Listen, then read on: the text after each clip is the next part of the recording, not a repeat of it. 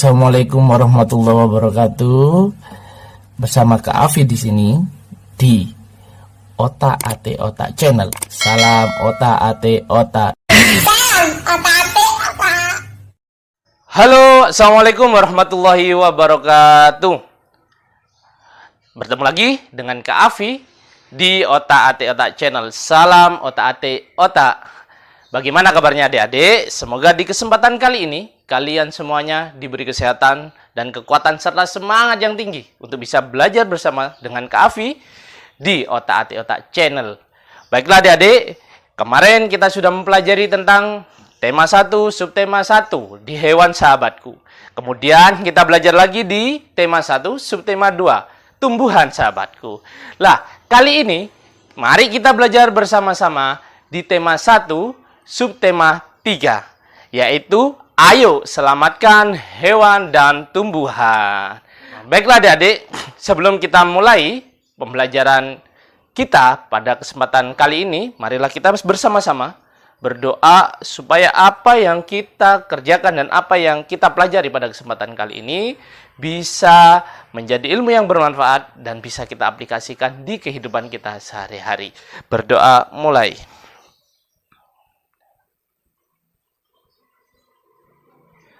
Selesai? Baiklah adik-adik, sekarang kita ada di tema 1, subtema 3, pembelajaran keempat. Sudah pembelajaran keempat saja. Maka adik-adik yang belum lihat pembelajaran ketiga, pembelajaran kedua, atau pembelajaran pertama, atau pembelajaran tema yang lainnya yang sudah kita pelajari, silakan adik-adik bisa lihat di link yang ada di bawah Kak Afi ini. Di deskripsi sudah ada link-link yang bisa adik-adik pelajari dan adik-adik bisa memilih pembelajaran yang mana, pembelajaran yang keberapa, tema yang keberapa. Oke, langsung saja adik-adik. Di tema 1, subtema 3 di pembelajaran keempat ini, muatan yang pertama adalah muatan PPKN, KD 3.1 dan 4.1, yaitu penerapan Pancasila lagi dalam kehidupan sehari-hari. Kalau kita kemarin sudah mempelajari penerapan umum tentang Pancasila, hari ini Kak Afi akan kasih contoh penerapan sila Pancasila yang berhubungan dengan menyelamatkan hewan dan tumbuhan. Kita juga perlu adik-adik mengamalkan sila Pancasila ini tidak hanya untuk manusia, tidak hanya untuk sesama manusia saja, akan tapi juga dengan hewan. Misalnya dengan hewan apa yang ada di sekitar kalian? Betul, hewan peliharaan. Perhatikan penerapannya. Yang pertama, sila pertama ini adik-adik ya. Contohnya, sikapnya adalah sikap menyayangi hewan peliharaan sebagai bukti bahwasanya hewan yang ada di sekitar kita ini, tumbuhan yang ada di sekitar ini, sikap menyayangi hewan peliharaan sebagai bukti rasa syukur kita terhadap anugerah Tuhan Yang Maha Esa. Dan ini adalah sila pertama Pancasila adik-adik. Jadi sila Pancasila tidak hanya kita berdoa, tidak hanya kita mengimani saja, akan tetapi kita juga mengimani bahwasanya semua ciptaan Tuhan, baik hewan ataupun tumbuhan, yang ada di sekitar kita ini adalah anugerah untuk kita semuanya. Lah, ini adalah sila pertama. Dan untuk penerapan sila kedua, kita kepada hewan yang ada di sekitar kita adalah merawat hewan peliharaan kita yang sedang sakit.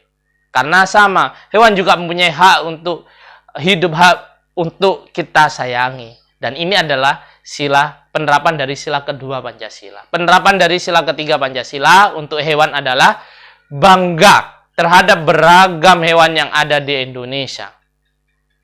Untuk yang sila keempat adalah berdiskusi untuk membagi tugas merawat hewan. Contoh dalam satu keluarga, ada adik, ada kakak, ada ibu, kalian ada yang memelihara tumbuhan, ada yang memelihara hewan, ada yang memelihara ikan. Maka kalian bagi tugasnya. Siapa yang beri makan tiap pagi, siapa yang merawat, dan siapa yang menguras, dan sebagainya. Dan kita diskusikan itu sama-sama. Dan ini adalah penerapan sila keempat, berdiskusi untuk merawat hewan tersebut. Untuk sila kelima, penerapannya terhadap hewan adalah membagi tugas merawat hewan dengan adil.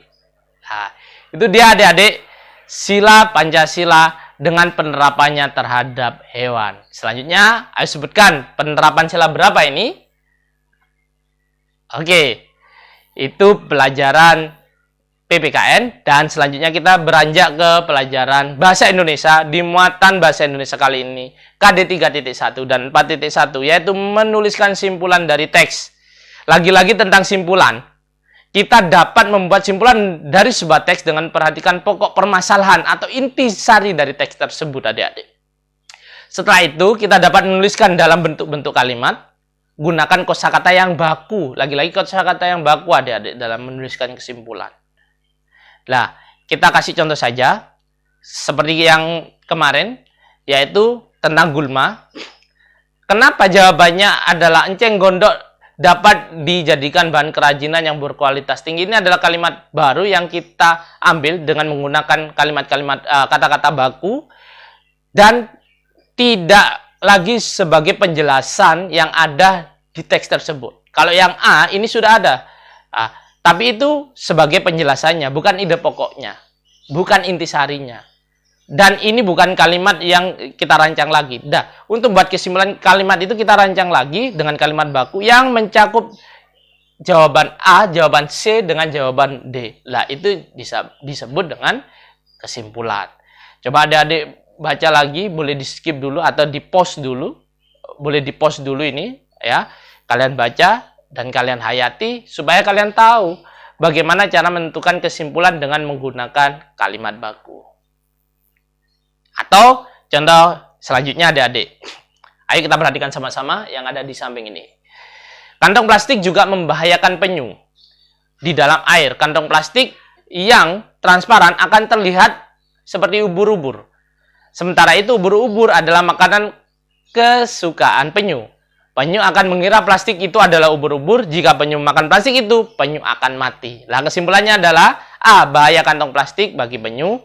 B. Plastik transparan di laut membahayakan penyu karena dikira makanannya. C. Penyu sangat suka makanan ubur-ubur. D. Penyu suka makanan. Lah, ini jawabannya adalah A, adik-adik. Ini yang di blok B ya, salah itu ya. Jawaban yang benar adalah yang A, yaitu bahaya kantong plastik bagi penyu, adik-adik.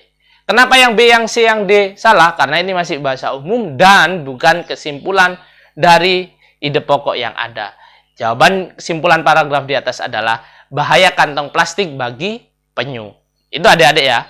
Kalau yang di sini yang di blok itu yang B itu jawaban salah ya. Jawaban yang benar adalah yang A. Oke, itu di bahasa Indonesia adik-adik. Dengan selesainya bahasa Indonesia itu, maka selesai juga pembelajaran kita. Dan ingat adik-adik, banyak materi yang bisa adik-adik saksikan, tonton di Otak Atik Otak channel ini. Jangan lewatkan kesempatan untuk belajar dan belajar lagi. Oke, semoga apa yang kakak berikan bisa bermanfaat kepada kalian semuanya. Dan akhirnya kakak undur diri. Assalamualaikum warahmatullahi wabarakatuh. Salam Otak Atik Otak. Terima kasih teman-teman. Jangan lupa pencet tombol lonceng ting ting ting.